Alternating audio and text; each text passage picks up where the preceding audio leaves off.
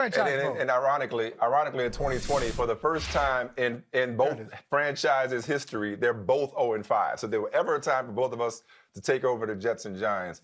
It is now. Where to begin with the Jets, though, in real life? Can I begin here? Please. Can I begin with my first move? Please.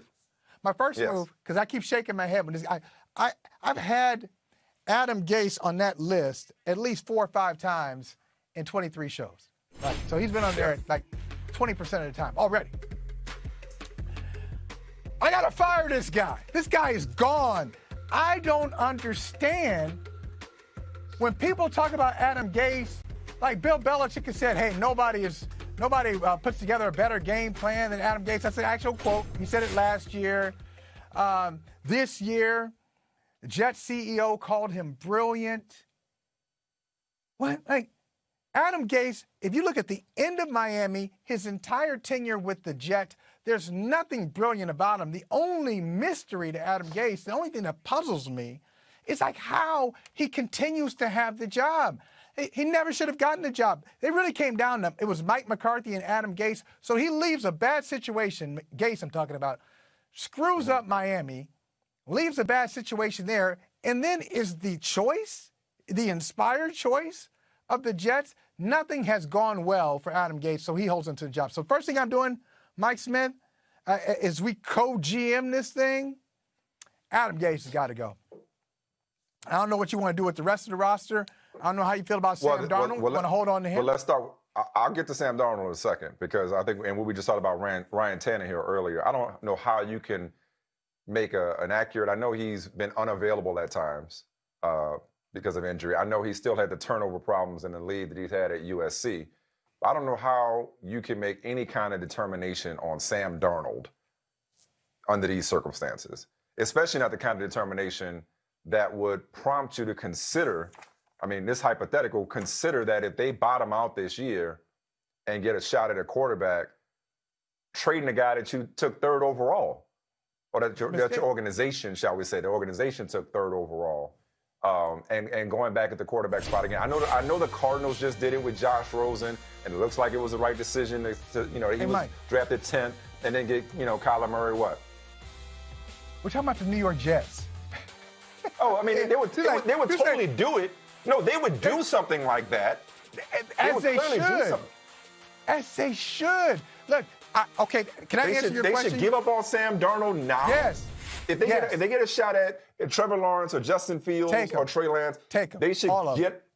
Yeah. Come on, man. That's how you end up, and then they're going to ruin him. And then they'll ruin the next one just like they're ruining this one. No. I mean, how's a guy going to be worthy of the 3rd pick of the draft? And even if somebody else wouldn't have taken him 3rd, he was a first-round pick. Maybe he wasn't worthy of the – that was not a – maybe he wasn't worthy of the 3rd pick of the Sam Darnold when he out there looked like Michael Vick anyway half the time, running for his life, throwing touchdowns across his body to Braxton Berrios. I mean, how are you going to tell me Sam Darnold's not good? How do you know? I just gave you the speech. I said with Ryan Tannehill, don't tell me you know who's good and who's not good. Well, maybe how are you going to tell me all the things you're saying about Adam Gase? How are you going to tell me that Sam Darnold's not good? Oh, let him be great somewhere else. Okay, this is how I'll tell you. This is how I'll tell you that Sam Darnold's not good. Now, how would I give up on him? Because I wasn't a fan of his at USC. So if he had come out a year earlier, his stock was higher the year before his draft year.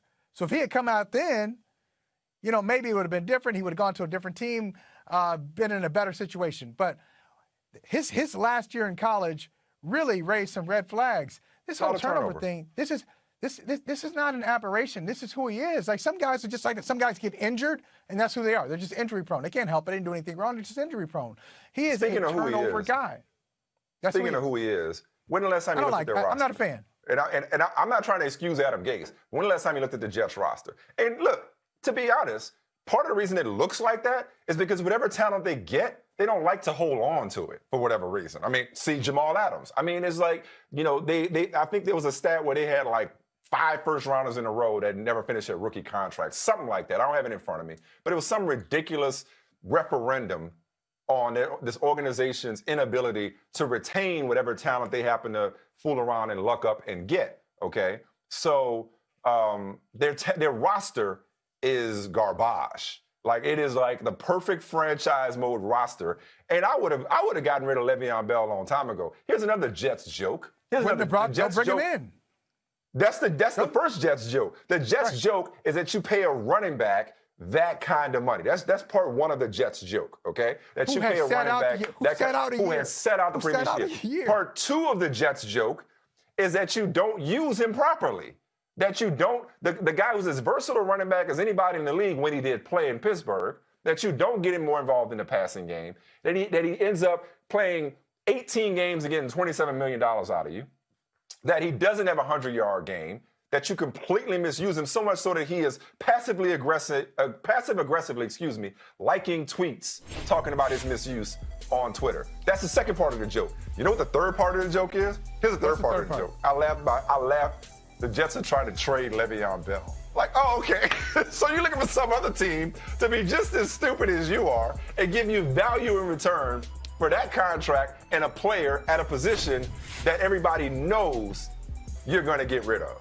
So that whole Jets thing, that fiasco was He'll go awful. somewhere, though. So I would have definitely cut Le'Veon Bell and given the ball to Michael Pirine and found a running back the way everybody else does. But go ahead, what were you about to say? All right, so let me get this straight. So you, in your franchise mode with the Jets, you're holding on to Sam Darnold because I'm building around Sam. I'm sticking with Sam Darnold. I'm not spending another high pick on a quarterback again. No. Yeah, because I like the guys coming out, but here's the other thing you did, and I don't agree with the trade. They should have held on to Jamal Adams. They were all over the place. They seemed like they were they were promising him that he was going to get a new contract. They set up nicely. They flipped. So they've got multiple picks from Seattle. Seattle gave up quite a bit for Jamal Adams. So just because somebody else screwed up and took Sam Darnold, number 3 overall, I'm moving on. I'm moving on from Sam Darnold, and I'm moving on from Adam Gase.